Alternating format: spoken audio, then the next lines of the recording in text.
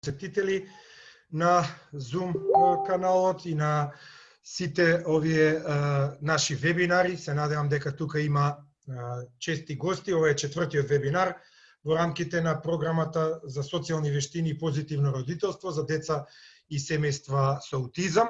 Вебинарот се снима и подоцна ќе биде објавен и на YouTube каналот, затоа што сега имавме некои технички проблеми со студентката Андреја Ивановска и не можевме да одиме во живо. Не е до нас, тоа е веројатно нешто до Zoom, некогаш ни дава дозвола, некогаш не ни дава, иако беше уредно платено од страна на Македонското научно дружение за аутизам. За денес ви ја одбрав темата во однос на истражување на проблемите поврзани со храната и спиењето, кое што тоа се две теми фактички воедно. Гледате оваа тука убава слика, се надевам дека нема да ви се пријаде сега, бидејќи все уште е рано за ручек. Претпоставам дека ќе добиете доста корисни совети, бидејќи за прв пат премиерно го држам овој вебинар на оваа тема за проблемите во исхраната и во спиењето кај децата со аутистичен спектар на нарушување. Прво ќе започнам со проблемите во исхраната и кои проблеми треба да ги бараат родителите на децата со аутистичен спектар. Ако детето прифаќа помалку од 20 видови на храна, би можело тоа да биде еден од првите знаци кои што укажува на нарушување на исхраната. Одбивање на целата храна од една или повеќе групи на храна, потоа чест симптом е обстипацијата или запек, кажано народски, кое што може да има огромно влијание врз апетитот на децата и исто така може да има потреба од користење на лекови. Страдаат од расипување на зъбите често пати овие деца и се чести посетители на стоматолошките ординации заради последици на нивната диета, исхрана и заради некогаш ако имаат и некои синдроми, ако се секундарни форми на аутистичен спектар, може и во рамките на самиот синдром да имаат абнормалности во забалото. Губењето на тежина е чест симптом или недоволен раст и развој физички, можно е да укажуваат на проблеми со хранењето. И секако прикажување на однесувањето, например чест замор кај децата или возрастните лица, пика, за кое што зборував на првиот вебинар на 7 мај, за оние што веќе ме следат, може да укаже на недостаток на витамини или на минерали, на пример анемија, која што често пати имаат феродефицитна, односно железодефицитна анемија и ред други состојби. Други проблеми кои што треба да се бараат е детето често пати знае да изостанува од училиште заради проблеми во исхраната, потоа може да има симптоми од типот на кашлање, респираторни, гушење при јадење, тоа е при тешки алергиски и анафилактични реакции, кога детето е интолерантно кон одредени видови на храна, или пак може да има и чести повторливи инфекции на долните респираторни патишта и на белите дробови, што е уште поопасно, бронхиолитија, пневмонија и така натаму, што сигурно дека ќе бара специјална грижа од пулмолози. Изостанува од социјалните можности, например, ако тие и нивното семејство ретко можат да излезат надвор во ресторани, каде што можат да јадат заедно.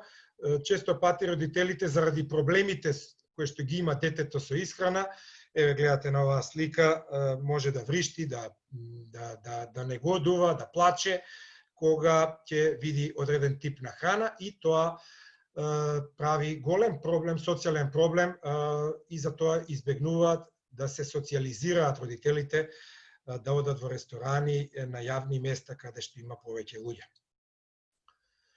Како ќе бараме причината? Родителите треба да започнат да забележуваат што се јаде нивното дете и кога точно јаде. Често пати ќе зборуваме подоцна за дневникот за храна кој што треба да се направи. Може да биде смирувачки, ако се направи еден добар дневник и може да се види дека лицето јаде еден поширок спектар на храна, отколку што првично родителите мислеле. Затоа треба да се води тој дневник и да се навраќате, вие родителите, често пати на тој дневник, за да видите, некогаш може погрешно да добиете впечаток, да мислите дека јаде само 3-4 видови храна, а да испадне дека тоа дете јаде и повеќе од 10 храна. Кое време во денот јаде? Например, дали точно јаде во 11 часот и така натаму, што јаде? Сол, оцет или некои други работи? Каде јаде? Дали јаде во дневната соба, каде што не е место за јадење? Обично знаеме дека сите треба да јадеме во кујна или во трапезарија, а не во дневната соба или во спалната соба. Колку јаде? Дали јаде една умерена чинија исполнета или 2 чини полни до врв, што секако ќе се сложите со мене дека не е правилно јадење да се јаде по 2 чини наеднаш, бидејќи води до дебелење, до зголемување на телесната тежина, тоа понатаму ќе го оптерети нивниот кардиоваскуларен систем, може да го оптерети нивниот панкреас, па во подоцнежниот период од животот да добијат дури и диабетес мелитус. Кој бил таму со него додека јаде? Мајката, братот, таткото? Како реагирале луѓето околу лицето или детето што јаде одредена храна? Дали често добива пофалби од страна на мајката, од братот па нема реакција? Сето тоа е доста значајно за детето со аутистичен спектар во фазата на исхрана. Имало ли други фактори од животната средина додека детето јадело? Дали, например, радиото или телевизорот работеле во позадина и дали тоа им делува на нив стимулативно или инхибиторно? Ако забележат дека тоа делува стимулативно, тогаш се разбира дека ќе го користат при секој оброк. Ако се забележи дека има одредени инхибиторни ефекти, односно детето станува вознемирено, не сака да јаде, тогаш задолжително треба да се исклучат радиоприемникот, ТВ приемникот и сите останати дистрактори или одвлекувачи на вниманието. Комуникацијата, знаете, кај аутистичниот спектар таа е нарушена и социјалните приказни, како што говореа и моите колешки на претходните 2 вебинари, се мощни, значени да му помогнат, во конкретниот случај говориме за јадењето како функција, да разбере детето зошто јаде и која е функцијата на храната. Например, треба да му се објасни дека храната му обезбедува основна енергија, моќ за да обстои, за да му овозможи да прави работи во кои што детето ужива. Јадењето на храна од сите видови на храна исто така е значајно за аденозин трифосфатот, односно за нашата основна енергија во нашите клетки и знаете дека без храна не постои живот. Може 10 на 15 дена да издржи, но понатаму би настапиле тешки последици по здравјето, па дури и смрт ако некој не користи исхрана. Испуштањето на одредени видови на храна може да доведе до болести хиповитаминози, авитаминози и исто така може да ги направи децата заморни, бидејќи немаат одредени видови на храна кои што би им служеле како доволен енергенс и тоа ги прави да овие деца чувствуваат хроничен замор. Визуелното презентирање на информации, како и кај другите видови на нарушување кај аутизмот, и тука представува една доминантна работа, значи која што доста помага, затоа родителите најчесто или во училиштата, тие што работат во кујните, во специјалните центри, да се произведат јасни дневни и неделни менија за храна, каде што треба да се прикаже, ќе видиме подоцна, времето на следниот оброк и тоа да се назначи на една добро истакната позиција која што би била видлива за детето, да може да ги добие тие визуелни информации кои што на него најмногу му помагаат. За разлика од говорот. Потоа треба да обезбедите визуелни алатки за да му помогнете на детето или лицето да ги искаже и препознае своите потреби, своите чувства и своите преференции кон одреден вид на храна, да се направат одредени скали, да се измери нивото на стрес, во Западна Европа и во Америка имаат посебни скали за глад, колку детето е гладно или сито, колку децата се среќни или несреќни, со покажување на препознавање на емоциите на лицето. Има понатаму и табели со групи на храна, со правило дека секој ден мора да имаат најмалку еден вид на храна од секоја од групите на храна. Потоа родителите треба да се обидат да не ја категоризираат стриктно храната како здрава храна и нездрава, или храна која што е добра и лоша, затоа што тоа понекогаш може да земе детето со аутизам премногу буквално да го свати и може да предизвика дополнителни проблеми во текот на исхраната. Родителите треба да се обидат да бидат многу специфични кога зборуваат за храна или да користат слики од храна, например јаболката по изглед и вкус се различни, но ние ги нарекуваме сите дека се јаболка. Сега тука се јавува еден проблем кај децата со аутизам, ќе ви дадам еден пример. Например, на детето со аутизам може многу да му се допаѓаат златно-жолтите јаболка, например од родот Златен Делишес, но тоа ќе биде збунето ако му покажете слика на зелено јаболко за да јаде, а при тоа му носите црвено. Значи тоа направи тотална конфузија. Детето обожува жолто, Златен Делишес, вие му покажувате слика на зелено јаболко и на крај му носите црвено и тоа може да одбие да го јаде црвеното јаболко, бидејќи за него не е исто. Наградите се битен феномен. Мора да користите, како вие дефектолозите и студенти, доколку има, видовме дека има, идни дефектолози, односно специјални едукатори и се разбира родителите, мора да користите системи за наградување, кое што е доста ефективно кај децата со аутистичен спектар. Да се избегнува преферираната храна како награда, за да се проба некој нов вид на храна или некоја несакана храна. Може да ја направи предпочитаната храна уште попривлечна, а новата храна да стане непривлечна работа.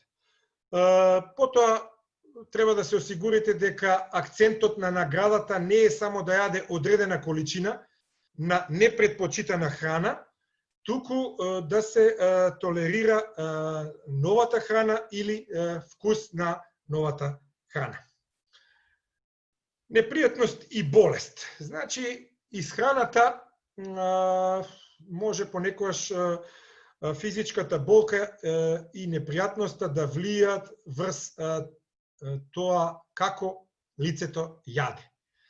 Ако детето или лицето со аутизам има болки во цревата, во желудникот, тоа може да предизвика да тоа лице претерано јаде за да се утеши, особено оние кои што, знаете, се под стрес, па тоа и во невротипичната популација имате лица кои што се под стрес, па континуирано јадат и може да добијат на тежина, затоа што на тој начин ја намалуваат анксиозноста и јадат за да се утешат.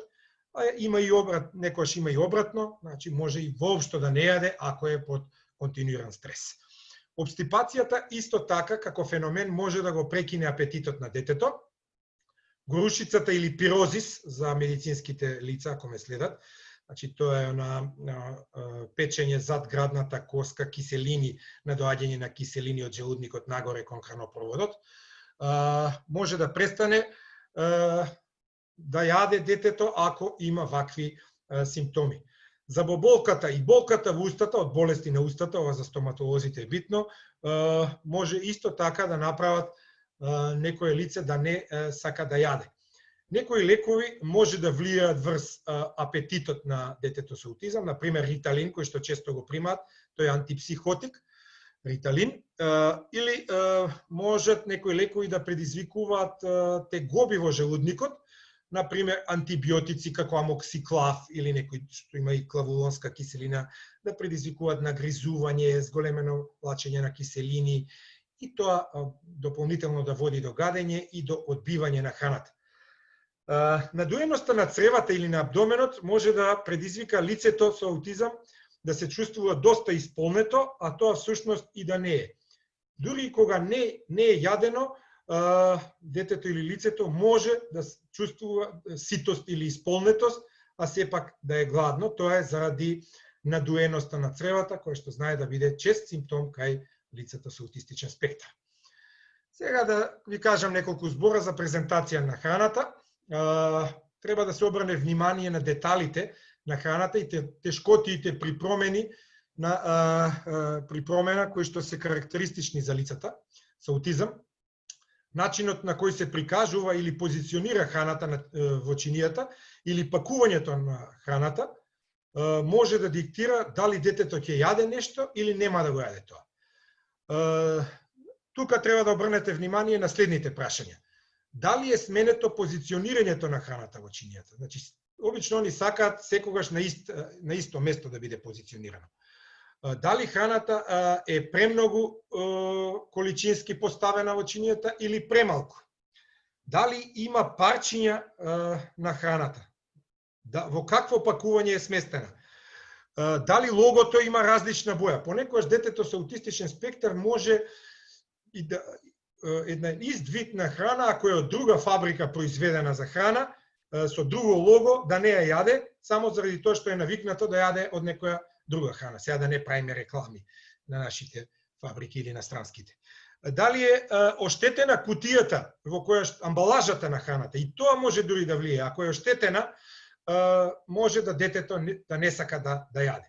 Дали сте купиле, и тоа веќе го кажав, различна марка на храна од некој си друг производител.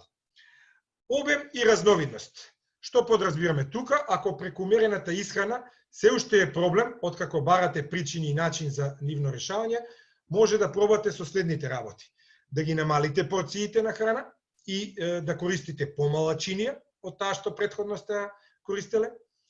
Покажувајќи им го празниот сад или чинија, потврдувајќи вербално дека храната е изедена, кога таа ќе ја изедат, за да не барат повеќе и повеќе, затоа што секогаш мора да има мора да има граници во јадењето. Не смее да им се дозволи прекумерено јадење и прекумерено дебелење.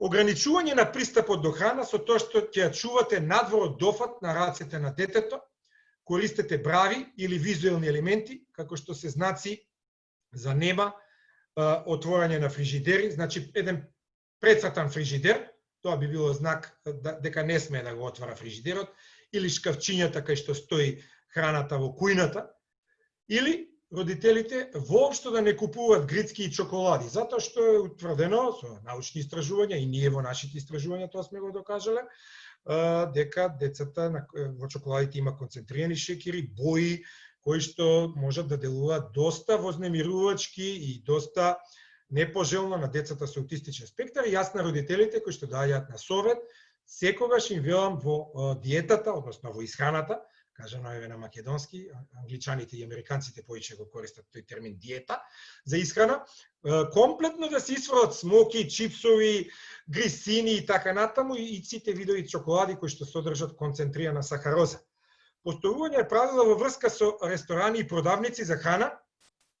Например, ако има стартер, почетник во храната, тогаш, например, не мора да добие и пудинг детето, така што да се одлучи дали ќе оди со стартер или ќе даде предност на пудингот. Затоа што се смета дека за едно мало дете, ако почнете секако за возрасен и стартер, па супа, па главно јадење, па потоа десерт, пудинг или било што, тоа би било премногу.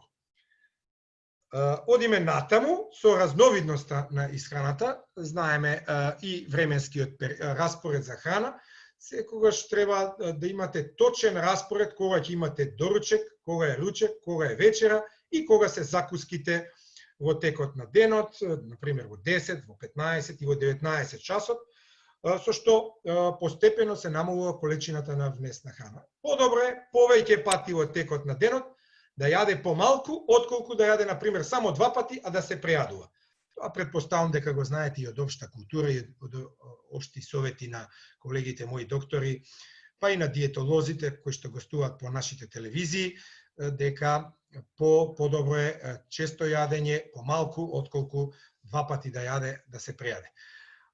Ако недоволното јадење се уште проблем, тогаш родителите може да пробаат со постепено зголемување на порциите за храна и употреба на поголеми чини, зголемување на контакт на детето со храна, правење на едноставни работи како што се сендвичи од овошни кебапи, например, мали колачи или мали пицички, за да се поттикнат позитивните асоцијации кај детето.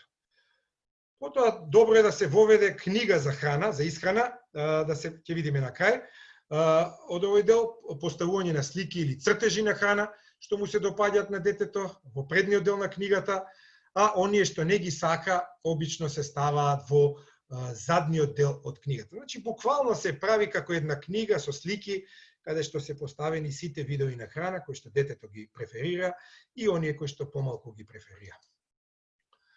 Да видиме сега кои се тие професионалци кои што можат да помогнат во да подобрат исхраната на децата со аутистичен, па и на лицата возрастни.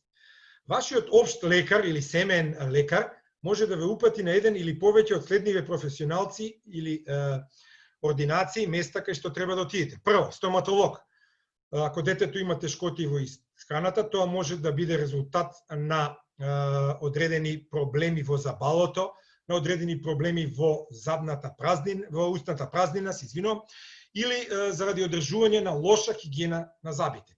Децата со посебни образовни потреби, децата со аутистичен спектар, често пати знаат да имаат лошо одржување на хигиена на забите и заради тоа чести се стоматолошките проблеми. И еден од професионалците е стоматолог, кој што може многу да помогне.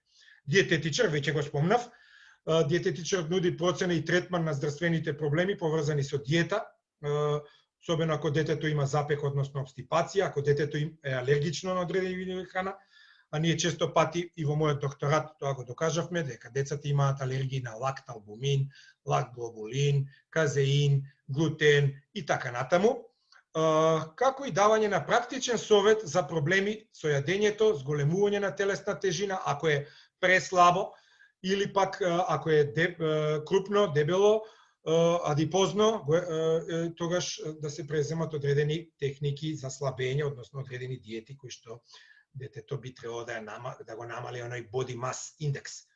Побарете од вашиот лекар или консултант да ве упати на добар диететичар кој што постои во градот каде што живеете. Понатаму, други професионалци, клинички психолог, еве и за студентите од психологија, претпоставам дека ги има, или психијатар, секако можат да помогнат ако се смета дека проблемот има психолошка основа. Овие професионалци можат да помогнат во подобрување на когнитивните вештини на детето со аутизам и да ги подобрат стратегиите на однесување со помош на бихевиоралните техники. Педијатарот секако и тој има централна улога во третманот, ги решава здравствените проблеми на децата кои што имаат одредени проблеми во исхраната и да се испита дали во основата лежи некое внатрешно интернистичко заболување на детето или некое друго хируршко нарушување, например, педијатарот може тоа многу добро да го процени. Окупационите терапевти, кои што за жал ги има многу малку во Македонија, може да понудат одредени совети како да се справат родителите во домашна ситуација и секогаш јас препорачувам доколку може да најдат окупационен терапевт или во недостаток кој што има искуство од аутизам или во недостаток некој приучен специјален едукатор или рехабилитатор со одредени техники на окупациона терапија. Инаку во светот, па и во блиското соседство, например во Словенија, постои посебен факултет за окупациона терапија и јас имам пријатели, колеги кои што имаат завршено окупациона терапија. И конечно логопедот, последен, но не и најмалку битен, може да советува за проблеми со хранењето и проблеми во голтањето. Логопедите се изучени за методи при дисфагија, кога има проблеми за голтање, може и секако и тука важи правилото дека логопедот мора да има искуство за работа со деца со аутизам. Затоа што има многу логопеди кои што не знаат да работат со деца со аутистичен спектар. Сега да одиме на поконкретни работи. Овој дел сега малку ќе се совпадне со некои работи што ги кажував на 7 мај на првиот вебинар, кога зборував за сензорни тешкоти и сензорни проблеми кај децата и лицата со аутистичен спектар. Ќе почнам со сетилото за вкус, тоа е јазикот и устната шупнина, со рецепторите. За вкус може да има преголема чувствителност детето или премала чувствителност на одредени видови на храна, може да ја каже разликата доколку се променат состојките и може да детектира само одредени вкусови и знаеме од физиологија дека напред на јазикот се сместени рецепторите за благо, од страните за кисело, некаде во средината на јазикот за солено и кон базата на јазикот за горчливо. И сега, доколку, а често пати тие, ви говорев тогаш, дека имаат одредени нарушувања во сензациите, можно е за одредени типови на вкус да не ги чувствуваат или па премногу да ги чувствуваат. Текстурата на храната е многу битен елемент. Тешкоти во одвикнувањето на одредени видови храна секогаш имаат родителите на децата со аутистичен спектар. Одредени текстури се тригери, например, за да се спречи гадењето од храната. Други текстури водат кон премала чувствителност кон храната или преголема чувствителност, не може да толерира различни текстури заедно и така натаму. Мирисот е следното сетило кое што иде заедно со вкусот. Веќе кажував, по-детално се обрана во четвртокот на 7 мај, тогаш зборував за сетилото за мирис, сега само онаку со подсетување и за оние кои што прв пат денеска ме следат. Значи, мирисот и вкусот се сетила кои што заедно действуваат и тука може да има хипосензибилност на мирис или хиперсензибилност, преголема чувствителност, и тогаш се разбира дека ако има преголема чувствителност, кон тие мириси на храна што не може да ги трпи, ќе треба родителите или тие што водат грижа за детето со аутизам во училиште и така натаму, специјални едукатори, рехабилитатори, психолози и други стручни профили, да во тој случај да поведат грижа за десензибилизација. Тоа го говорев тогаш. Во однос на храната треба да се представат одредени видови на храна. Например, овде ви е прикажана на оваа слика овошја кои што имаат жолта боја, банана и исто текстура преку сетилото за вид и преку допирот.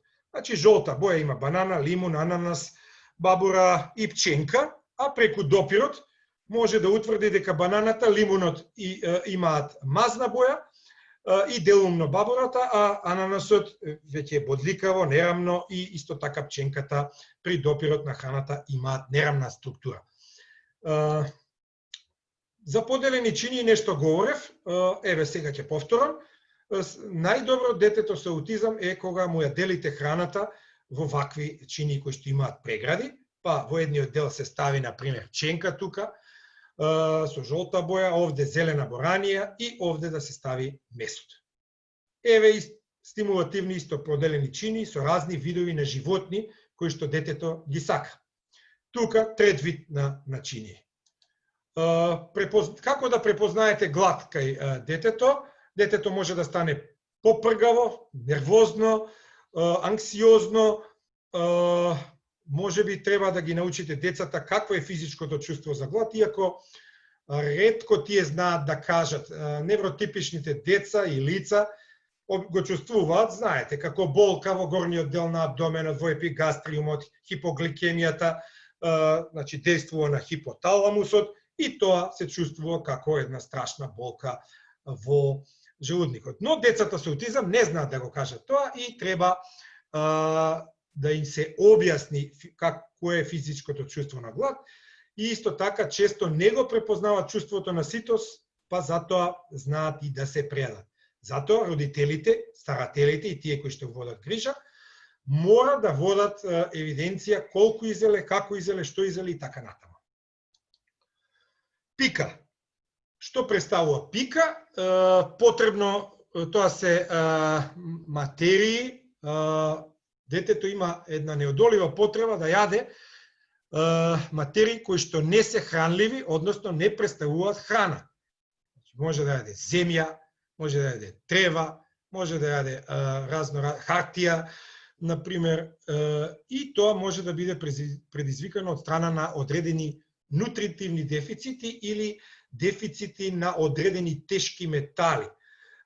Така што, например, ако на детето му недостасува калциум, ако има хипокалцемија, што често се случува кога се користи глутен казеин диета, бидејќи не се даваат млечни производи, млеко и така натаму, може да дојде во хипокалцемија и тогаш детето може да јаде ѕид.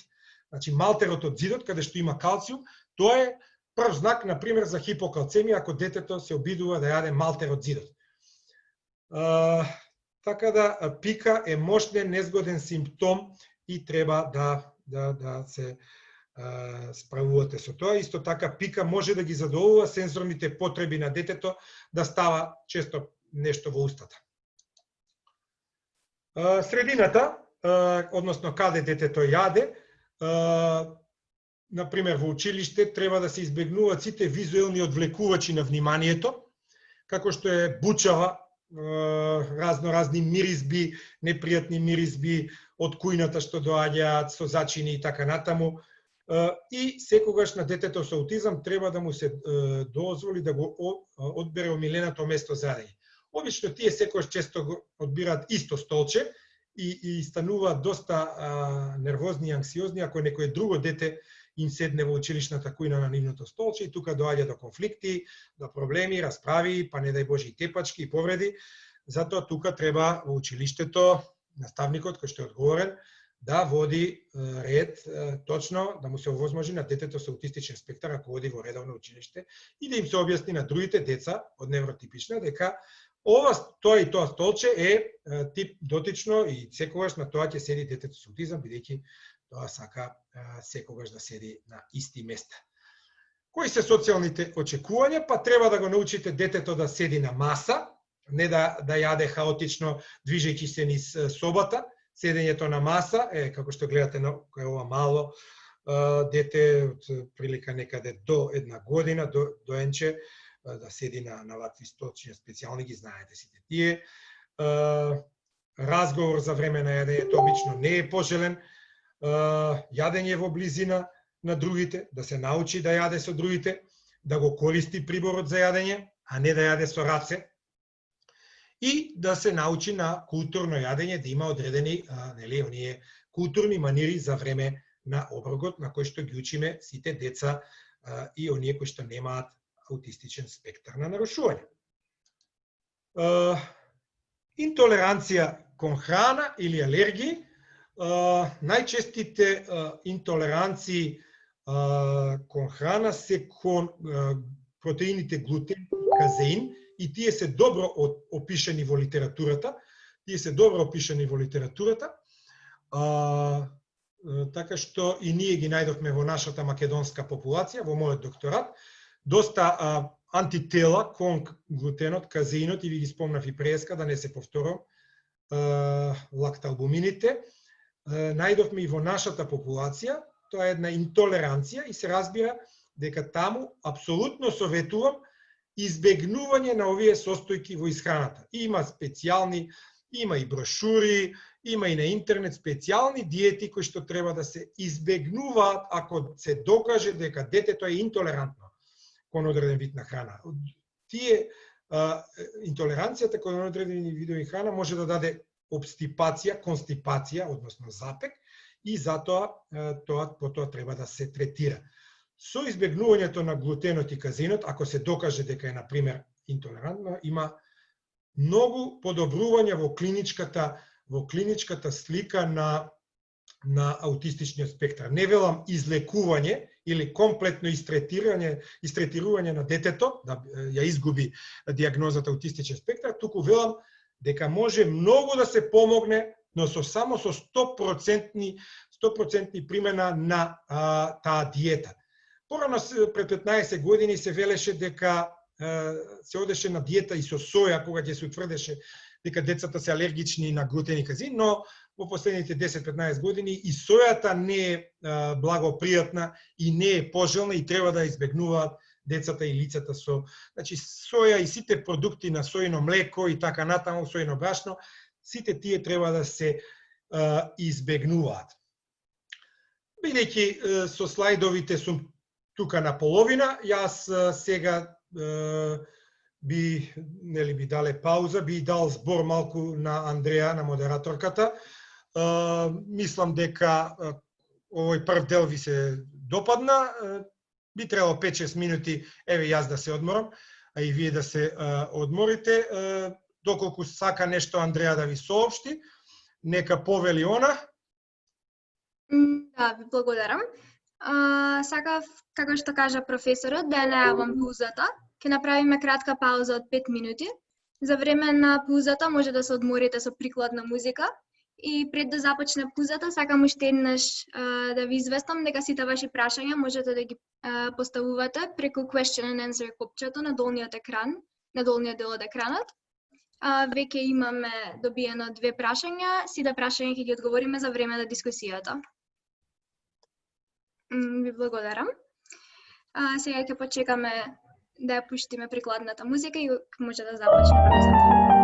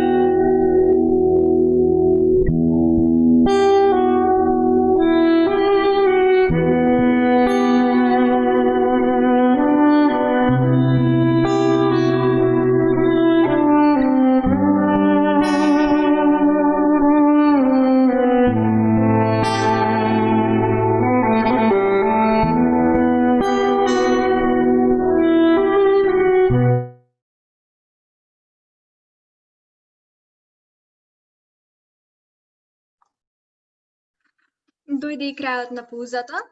Додека ја вклучуваме повторно презентацијата, сакам уште еднаш да ве потсетам дека сите прашања можете да ги поставите преку question and answer, почнаа веќе да стигнуваат прашања и сите ќе ги одговориме на крајот на презентацијата.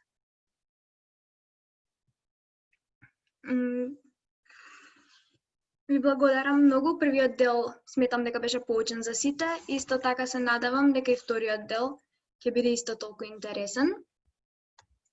До сега зборувавме за како да се презентира храната, кои професионалци можат да помогнат, некои други проблеми со храната, како на пример со вкусот и со мирисот, и сега можеме да започнеме со вториот дел. Вие стапувам води. Благодарам, Андреја. Се надевам дека се одморивте сите и дека сакате да го чуете и вториот дел со нетрпение. Вториот дел ќе привршам, значи, со во однос на храната. Привршам со тој дел и потоа ќе преминам на вториот дел од моето денешно предавање, каде што треба да ви говорам за нарушувањето на спиењето. Она што го спомнав на почетокот, тоа е дневникот за храна. Направете листа на храна и пијалоци кои што вашето дете ги консумира во текот на една седмица. Можно е да бидете изненадени за количеството на внесување на одредени видови на храна и затоа добро е да се прецизира точно што и како треба да биде ставено во тој дневник за храна.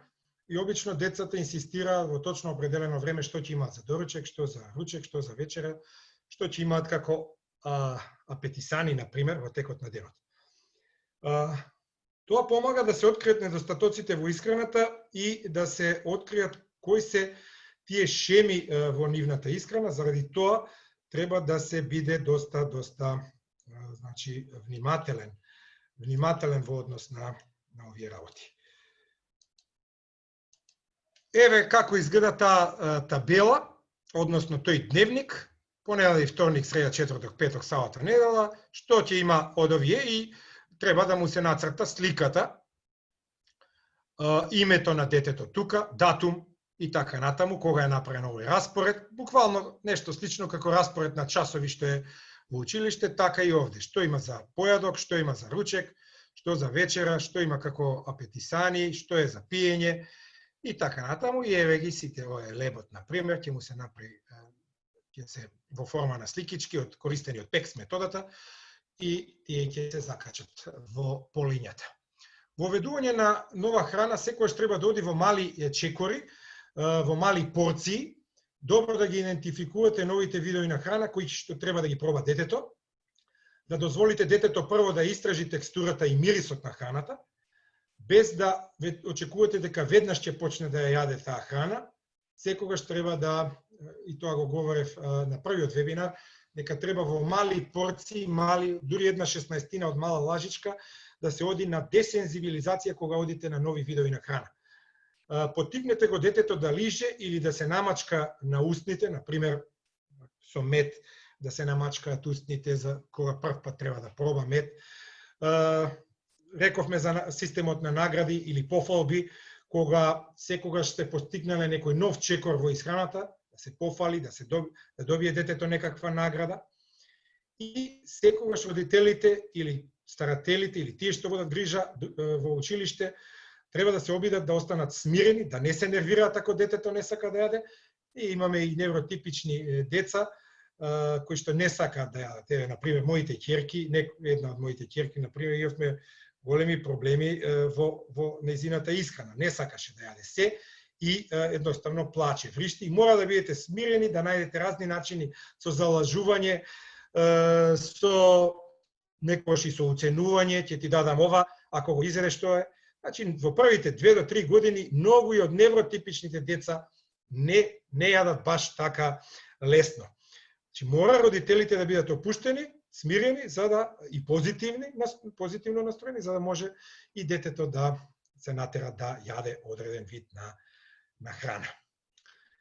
Истражување на здрава исхрана. некои деца сакаат дури факти, па и научни податоци, сега не висока наука се разбира, и тука треба да го користиме овој график, оваа слика, оваа пирамида за групирање на храната и повторно да се пофали детето доколку јаде здрава храна, значи еве што е во основата, тука е лебот се разбира, цералиите, мусли се во основата, па понатаму кон врвот кога се оди разните орошија и зеленчуци, па понатаму млеко, јогурт доаѓаат, местните производи и на самиот врв доаѓаат мастите, маслиново масло и така натаму и разни видови чипсови или бомбони, иако кажав, јас би ве советувал да ги избегнувате овие видови на бомбони, обоени со разни индустријски бои, кои што знаат да бидат доста токсични за црнодробните клетки, кои што понекогаш кај децата со аутизам не си ја вршат работата како што треба. Големината на порциите, секогаш се започнува со мали порции, да се охрабрува успехот, да не се претерува и да не се вознемирува децата со сила да му се викува, да му се дерете, мора да јадеш, јади го тоа, изеди го тоа, со повисок тон, затоа што со вашата вознемиреност вие го вознемирувате и детето и правите еден страшен отпор, правите агресивно однесување, предизвикувачко однесување и така натаму. Може би на вашето дете повеќе му одговараат почести ужинки, повеќе пати, отколку 3 обилни и големи оброци. Во тој случај ќе одете со по 5-6 пати јадење на ден во форма на ужинки. Не во форма на 3 големи оброци, туку во форма нешто веќе и за ова ви кажав и еве поделеноста на чинијата. Во овој дел има леб. Во овој дел, на пример, доаѓа овошје, грейпфрут. Во овој дел зеленчукот и тука, на пример, доаѓа кафил, тука може компир да се стави, ориз и така натаму. Сега преминувам на вториот дел од денешниот вебинар, тоа се проблемите со спиење кај децата со аутистичен спектар. Ово е малку пократок дел. Нарушувањето на спиењето представува чест феномен кај децата со аутистичен спектар и може да биде огромен проблем. Тие прво може да имаат тешкоти во заспивањето, во одржувањето на регуларен сон. Постојано се будат во текот на ноќта или имаат тешкоти да се вратат да заспијат по будењето кога отишле, на пример, на сред ноќ во тоалет и потоа не можат да приспијат. Зголемена вознемиреност или неможност да се опуштат предизвикува несоница. Социјалните проблеми со справување каде што аутистичното лице не прави врска меѓу другите во куќата што одат во кревет и сопствената потреба да спијат. И често пати знаат да остануваат подолго, што ви родителите не смеат тоа да им го дозволат, да не претеруваат, значи не е пожелно дете со аутистичен спектар да седи до 1-2 по полноќ. Мора да се воспостави ред и поредок. Неправилното лачење на хормонот мелатонин, кој што во кај 30 до 40% од популацијата на лица со аутистичен спектар знае да биде со нарушени концентрации, може да ги наруши моделите на спиење и тогаш ќе спомнам на крај во третманот дека задолжително треба да се даде мелатонин. Значи, тоа нарушување во мелатонинот води и до нарушувањето на циркадијалниот ритам. Тоа е оној ритам на сон и будност, што јас го предавам во физиологија на сон на моите студенти од психологија. И исто така невролошките состојби како што е епилепсијата или дизритмија церебралис може да водат до нарушување на спиењето. И тоа не само кај аутистичниот спектар, него и кај другите видови.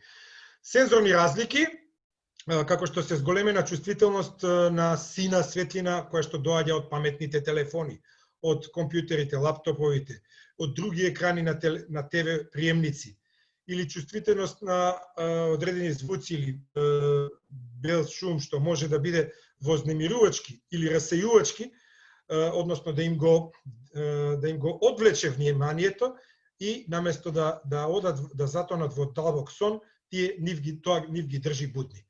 Проблеми предизвикани од алергии на храна, за кои што говорев, може да предизвикуваат гастроинтестинални тегоби, непријатност во абдоменот, нашиот гастроинтестинален систем е нашиот втор ЦНС, односно втор централен нервен систем.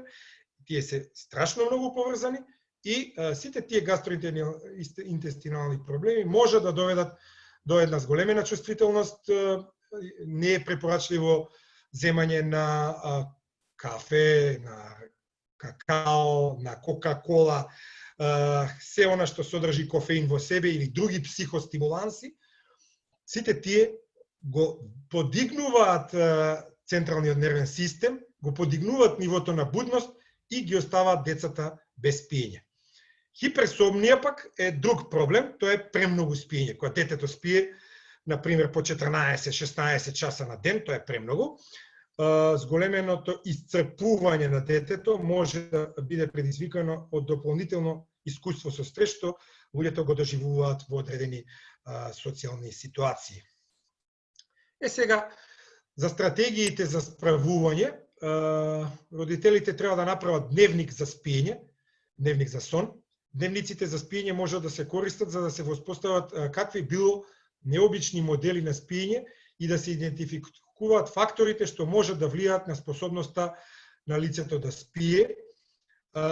Дневниците за спиење се исто така корисни, затоа што може да им ги покажете на професионалците кои што работат со вашето дете, на вашите наставници, специјални едукатори, на лекарите или пак дури на социјалните работници, за да им дојде до појасна идеја за влијанието што проблемите на спиењето може да ги има врз децата со аутистичен спектар. Дневникот на спиење може да покаже на самата личност какви се нејзините области за спиење. Тие можат да се користат за да се воспостават стимуланси за останување во кревет и обид за спиење. Воспоставете смирувачка рутина, воспоставете една основна нарачана рутина за време на вечерта, која може да се следи на секаде, во било кој, дали е во домот, дали сте на летување или било каде, зимување. Користете визуелни распореди за полесно следење, ќе го видиме тоа при крајот од денешната презентација.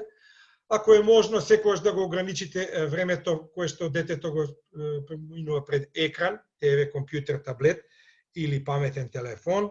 Значи, никако да не биде изложено на силни светла. На 2 часа пред спиење треба да му ги отклоните сите овие уреди, паметни уреди кои што би можеле да делуваат вознемирувачки и да ја поткренат будноста на детето и да го спречат физиолошки кажано производството на хормонот мелатонин, кој што е еден од клучните хормони во тој циркадијанен ритам за воспоставување на сон и будност. Некои деца можеби тешко сметаат дека преминато спиење во соба на нивниот родител во сопствена соба, значи може да биде голем проблем и тука треба да се работи доста на упорноста. Ова може да биде поврзано со промени во тешкотиите на што ги носи самата промена од една соба во друга, но треба да работите на тие рутини, затоа што не може детето и кој ќе направи, например, 7, 10 години, 15 години, уште да спие во спалната соба со родителите. Направете спалната соба многу поудобна од таа што била. Луѓето со аутизам може да имаат сензорни разлики, тоа веќе говоревме, што им го отежнува нивното релаксирање и што го невозможува влегувањето во длабок сон.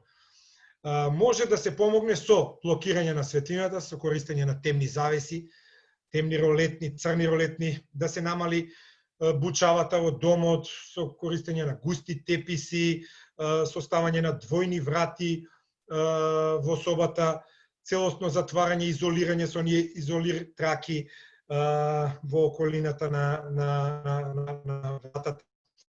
Исклучување на сите можни уреди од струја, дури некош може да им сметат оние сигнали црвено или сино од компјутерот или од мобилниот телефон што светат. Да се исклучат сите звуци со тоа што ќе се дозволи да лицето понекогаш дури може да користи и слушалки или да стави во ушите пригушувачи или да слуша пригодна музика ако тоа го заспива. Значи една пригодна музика, една инструментална тивка музика може да действува благопријатно. Направете ја спалната соба поудобна и со следниве работи во однос на постелината, да се отстранат етикетите кои што го дразнат детето или на пижамите, на ноќната облека, таа да биде памучна, од материјал кој што не иритира кожата на детето, да се намалат мирисите кои што доаѓаат од другите простори во спалната соба на детето со целосно затварање на вратата или пак со употреба на миризливи етерични масла кои што на детето му делуваат релаксирачки, смирувачки и би овозможиле да влезе во длабок сон. Тука исто така се добри, тука овие психолозите ги знаат добри техники на релаксација, во смисол на јога, потоа вежбање, користење на бања, масажа и оние вежби, физички вежби кои што би требало малку да го заморат детето или лицето возрастно и со така заморено тоа ќе му се помогне да лесно заспие. Еве тука гледате нова слика како би требало на пример да изгледа една соба за дете која што би овозможила се разбира ова е пред заспивање, нели? Потоа се гаснат сите овие светла и се затвараат ролетните на прозорот и така натаму. Постојат голем број на фактори кои што се поврзани со проблемите со спиењето кај лицата со аутистичен спектар. Самата природа на аутистичен спектар, вклучително и инсистирање на разни рутини и одредени научени однесувања, може да бидат проблематични фактори. Невролошките проблеми кои често одат како асоцирачки фактори, абнормалниот циркадијален ритам, тоа е нашиот часовник на телото, и некои други сродни нарушувања може да бидат поврзани фактори. Attention Deficit Hyperactive Disorder, состојбата може да биде поврзан фактор. Други медицински проблеми како што е рефлуксниот езофагитис, кога имаме враќање на киселини нагоре кон езофагусот и обстипација, проблеми со менталното здравје, стрес, вознемиреност и депресија. Други проблеми вклучуваат исцрпеност и тешкоти со учењето и тешкоти со меморијата на детето. Третмани. Како ќе третирате едно дете со нарушен сон?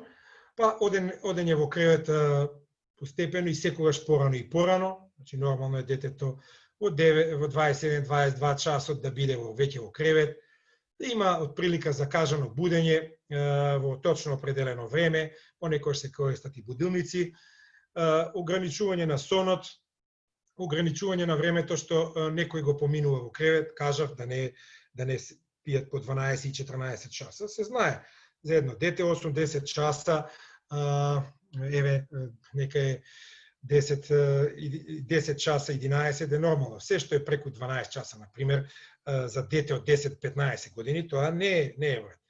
Отстранување на вклученоста на родителите за време на прекините во креветот, програми за обука на родителите, разни едукативни програми, што ги учат родителите како да ги користат техниките, а ние тие ги користиме во рамките на овој проект и во рамките на претходните проекти, ЕСИП проектот кој што го имавме од 2018, дававме доста корисни совети за родителите како да ги користат сите овие техники. Јас често пати ги користам биомедицинските третмани, тоа се биолошки базирани пристапи, кои што вклучуваат употреба на лекови, например мелатонинот кој што е нормален хормон, го има и како синтетски хормон кој што се продава и кај потешките случаи задолжително треба да се даде мелатонин. Додатоци во исхраната, како што е коренот валеријана, валеријаната е доста, има смирувачки ефект и делува анксиолитично. Диети кои што исклучуваат прехранбени производи како што се адитиви, бои, значи кажавме дека диетата и сонот се многу поврзани, затоа овие две теми денеска ги споивме во едно. Други третмани вклучуваат ароматерапија, може да сретнете во литературата, која што може да помогне во спиењето, нешто и кажав, тие етерични масла, разни програми за вежбање, физички вежби, хомеопатијата е доста делотворна, масажата ја спомнав и користење на пондерирање ќебиња, ова го кажав пред 3 седмици. И овата веќе ја спомнав како исто така доста корисна кај лицата со аутизам. Некои клинички упатства сега би сакал да ви дадам. Треба да го процените проблемот со спиењето и да ја утврдите неговата прецизна природа и сите фактори кои може да придонесат за него. Треба да се развие план за спиење со цел да го охрабрите детето или младата личност и да развиете позитивни навики за спиење. И тука, како и кај исхраната, и тука треба да се користи дневник за да ги снимите со кои образци и шеми на спиење ги користи детето. Не треба да се користат лекови од типот на диазепам, лоразепам и други, освен додека не се види дека сите останати интервенции и бихевиорални техники не помагаат.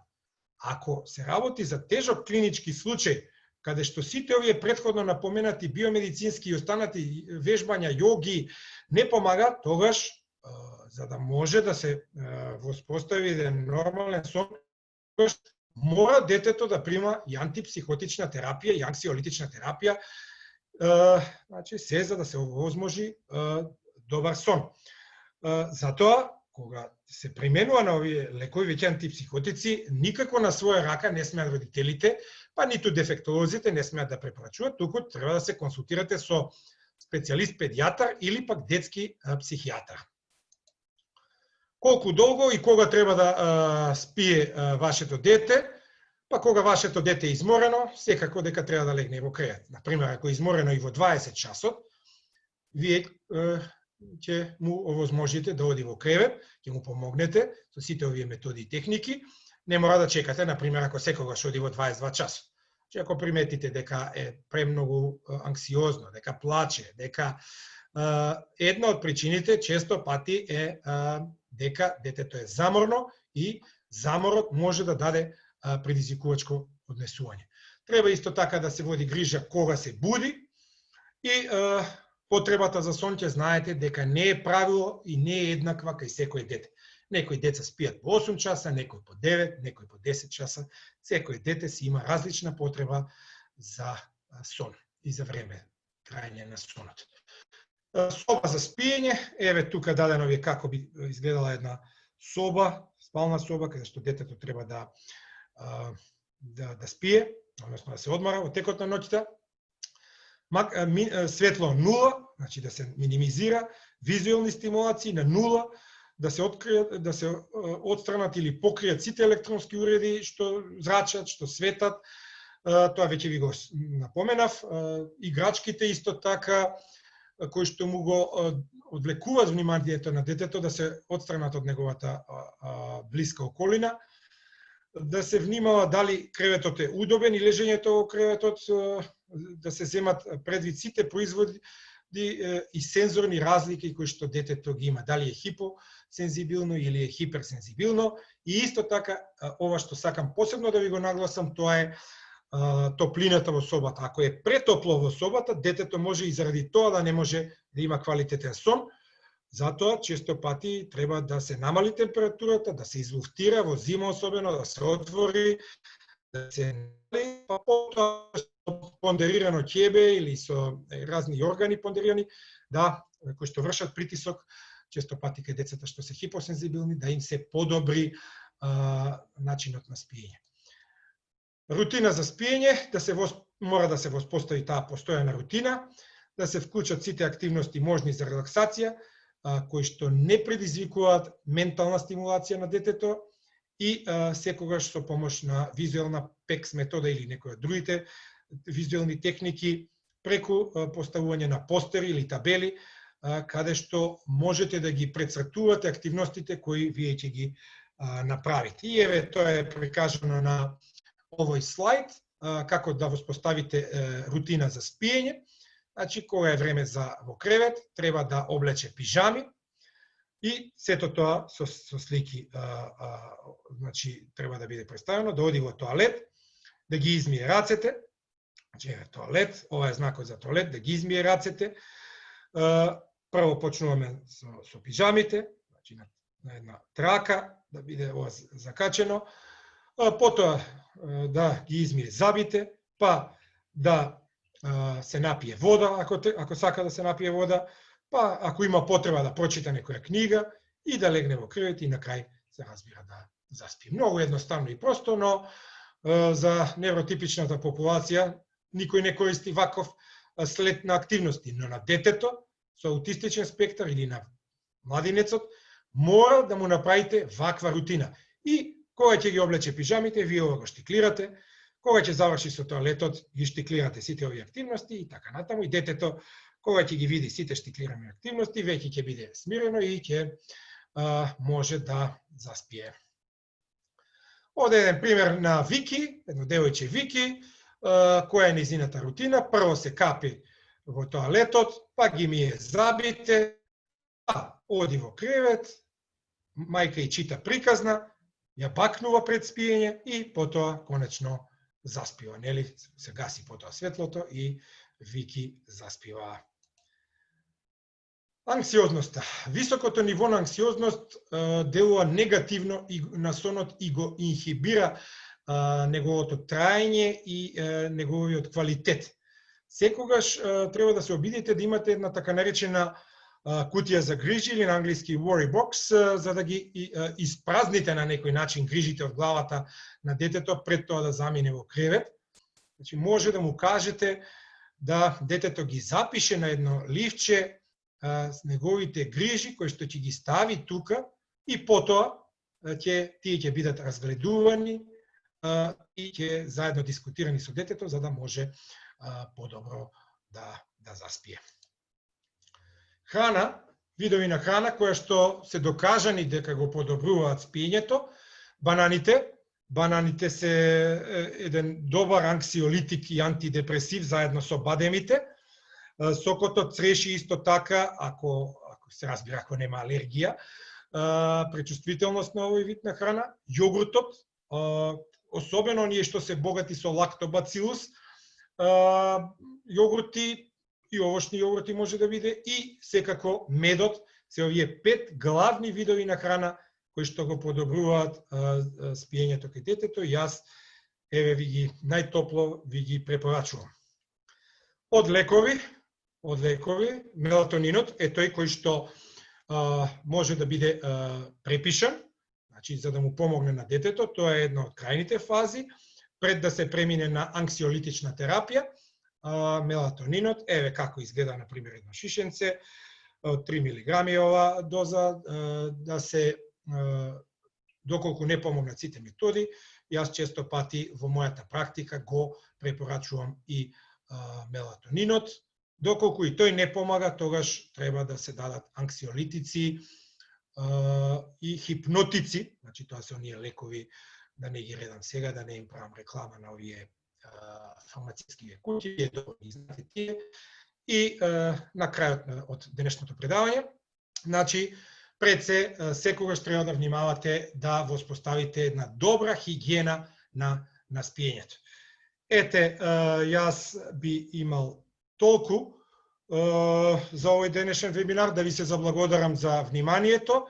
Нешто помалку имавме од присутни и учесници од првиот пат, но веројатно се ближи сесијата, студентите спремаат испити, родителите може би некои се на работа, но ова ќе биде поставено на YouTube каналите и на Македонското научно удружение за аутизам и на мојот, така што за некој ако се вклучил подоцна или ако сакате да препорачате, можете слободно да им кажете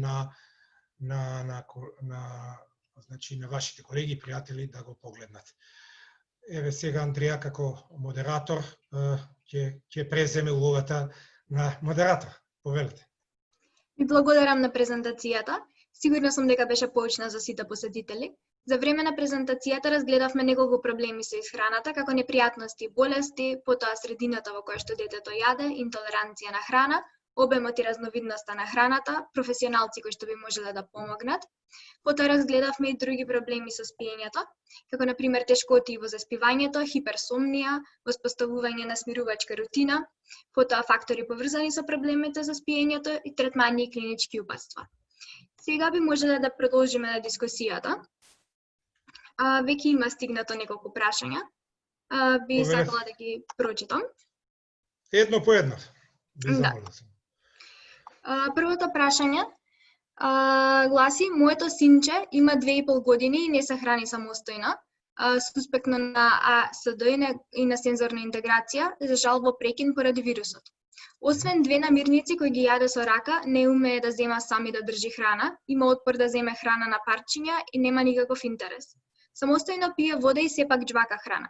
Дали може некако да се стимулира хранењето? Дали препорачувате да се направат и тестови за интолеранција на храна? Се случува повремено да има гасови? Дали тоа е таа надуеност на цревата која спомнавте кај деца со аутизам? Благодарам. Да.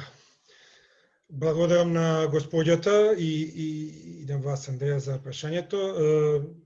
Убаво прашање. Секако дека има влијание. Јас големо, сега нема да се повторам, бидејќи говорев скоро со се паузите, околу 65 минути, нели, почетокот. Сето тоа јас го укажав, сега би објаснил на делот на препораките, да. Апсолутно препорачувам да одат или на Институтот за имунобиологија и хумана генетика, каде што ќе се утврдат постоење на антитела против казеин, глутен, алфа-лактоалбумин, глобулин. Знаат таму колегите, бидејќи знаат кои палети треба да ги направат, или па можат и да одат приватно во било која приватна лабораторија да си направат, да испитаат интолеранција кон одредени видови на храна.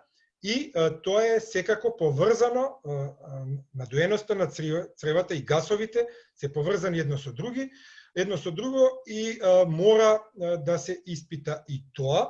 Значи, најверојатно постои одредена интолеранција кон храната и да јас би препорачал исто така и да одат на Институтот за микробиологија и паразитологија при Медицински факултет во Скопје. Тоа е зградата наспроти Министерството за здравство на Република Македонија, на стара зграда, на први кат, таму да ја бара доктор на науки Гордана Мирчевска, со која што ние имаме проект, и бесплатно се остава ФЕЦЕС, значи треба да купат едно шишенце,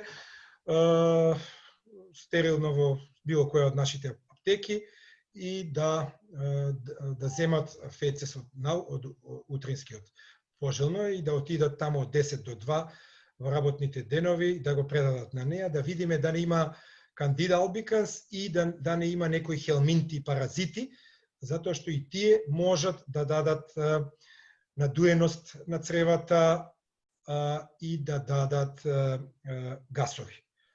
Исто така препорачувам, веќе го кажав во предавањето, но ајде да се повторам, можеби господјата се вклучила подоцна, да се исфрлат сите шеќери, чоколади, бомбони од исхраната, затоа што шеќерите создаваат одредени киселини кои што потоа ги надуваат цревата и прават гасови. Ете, толку за првото.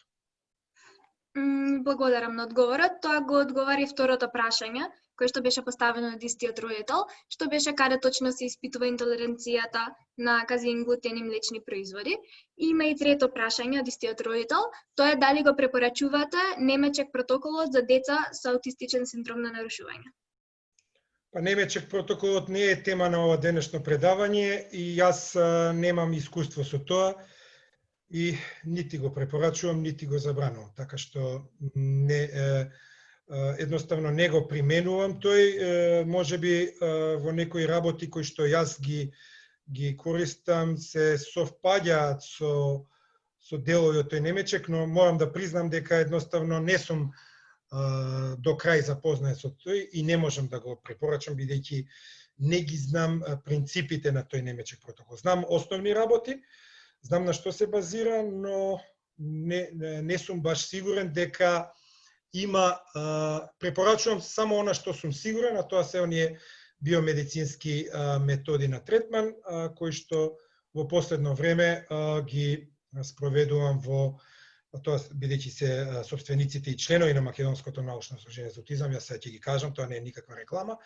Тоа е Гаспар центарот во Козле, во Скопје. Се надевам дека наскоро ќе почнат со работа и ќе бидам ја, како и што бев до почетокот на март консултант, и тоа е Старс центарот во Велес, каде што нели бесплатно давам консултативно, дијагностички и терапевски совети. Добро, ви благодарам на одговорот. Би преминала на следното прашање, кое што доаѓа исто така од мајка на дете со аутизам. Во врска со интолеренцијата на глутен и казеин, сакам да прашам дали оваа состојба е трајна или пак може да се третира со суплементи или на некој друг начин. Знаејќи колку е важна gut-brain врската, што можеме да сториме во врска со лекувањето на дигестивниот систем и подобрување на оваа врска. Диетата без глутен и казеин сметам дека е само дел од третирањето на овие проблеми.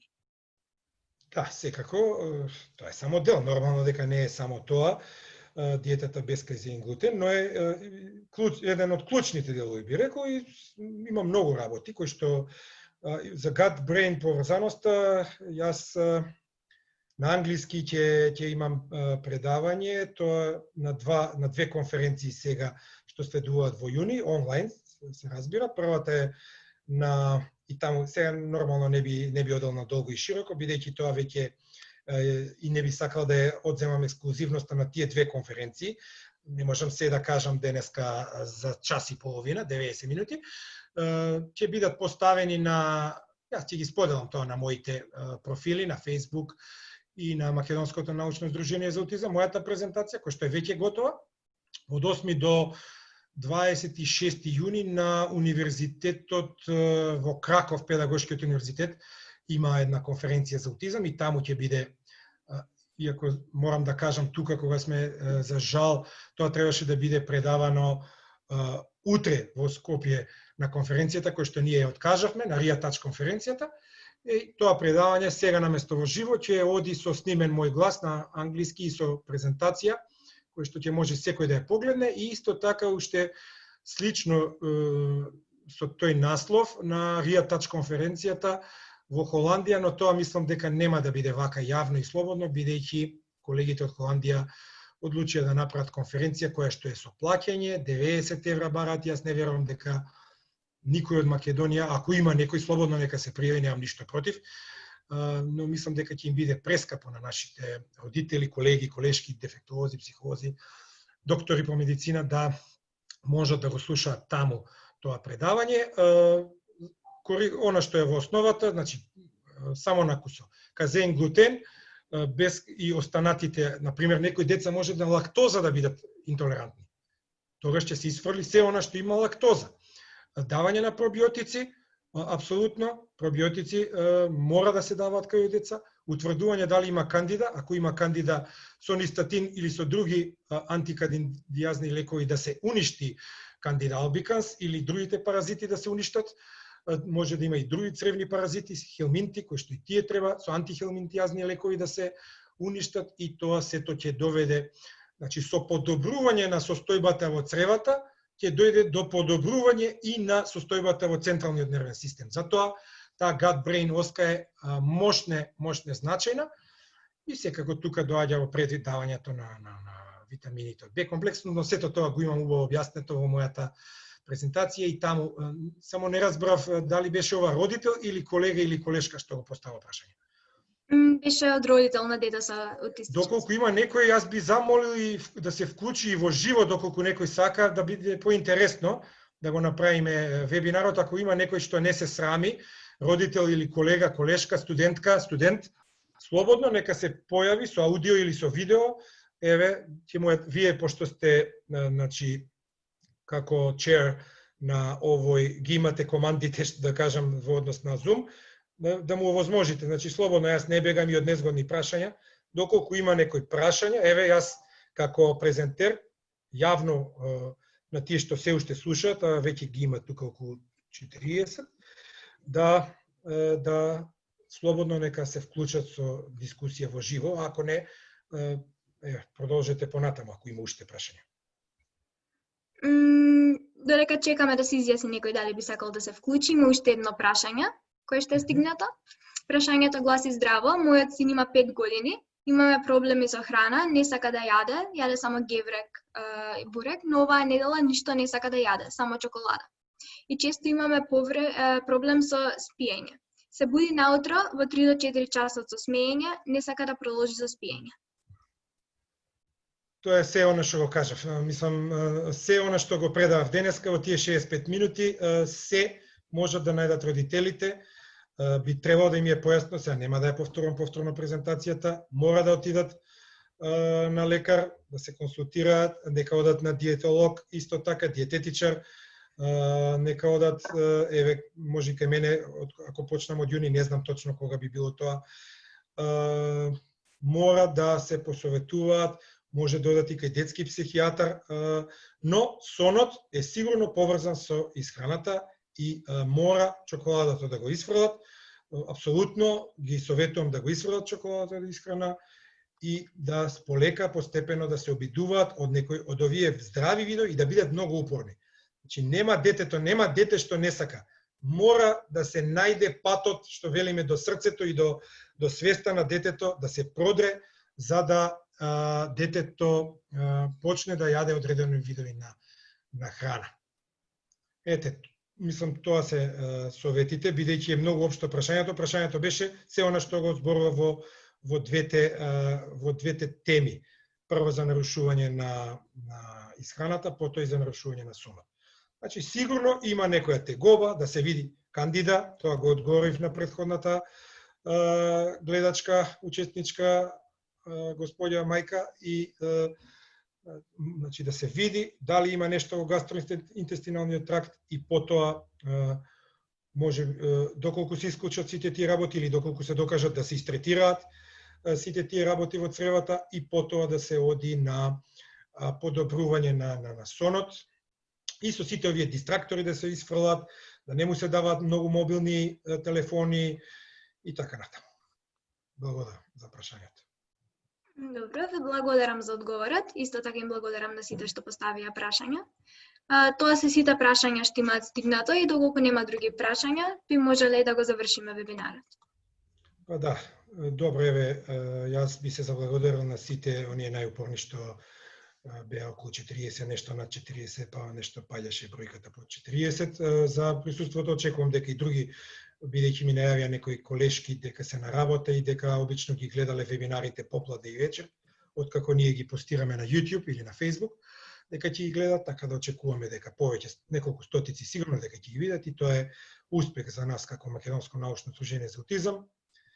Ете, минатиот петок го прославивме нашиот јубилеј 20 години. Благодарам на сите за поддршката, на родители, студенти и за сите што пројавија интерес на порталите и на радиостаници. Веќе имам најавување во најава и некои гостување на ТВ во врска со Сдруженијето, така што еве како председател да се заблагодарам на крај и да посакам многу здравје на сите оние кои што не гледаат во моментот и не слушат или постфестум ќе не гледаат. Искрено ви благодариме на сите учесници на вебинарот што присуствуваа на четвртиот вебинар со наслов Проблеми во исхраната и спиење кај децата со аутистичен синдром на нарушувања. Овој вебинар беше реализиран од професор доктор Владимир Трајковски, кој што е председател на Македонското научно здружение за аутизам. Овие вебинари се дел од проектот Социјални вештини и позитивно родителство кај деца со аутистичен синдром на нарушувања. Овој проект е финансиски поддржан од УНИЦЕФ во Македонија и од амбасадата на Велика Британија во Македонија. Сакам да искористам оваа прилика да ве поканам сите на следниот вебинар, кој што ќе биде 5ти вебинар од АСП програмата на тема родителски групи за поддршка. Следниот вебинар ќе биде одржан од магистар Фики Гаспар на 4 јуни, исто во 12 часот напладне. Исто така би сакала да ве замолам да ја пополните евалуацијата на настанот. По завршување на вебинарот ќе се отвори прозорче кој што ќе ве однесе до евалуацијата на овој вебинар. Ве замолувам да кликнете на евалуацијата и да ја пополните, бидејќи вашиот фидбек по вебинарите ни е многу корисен. Го напишав и линкот до евалуацијата во четот, за секој случај доколку на некој не сака да го пренасочи Zoom до евалуацијата. Ви благодариме уште еднаш и ви посакуваме убав ден. Да, ајде, пријатно, се неубаво. Пријатно.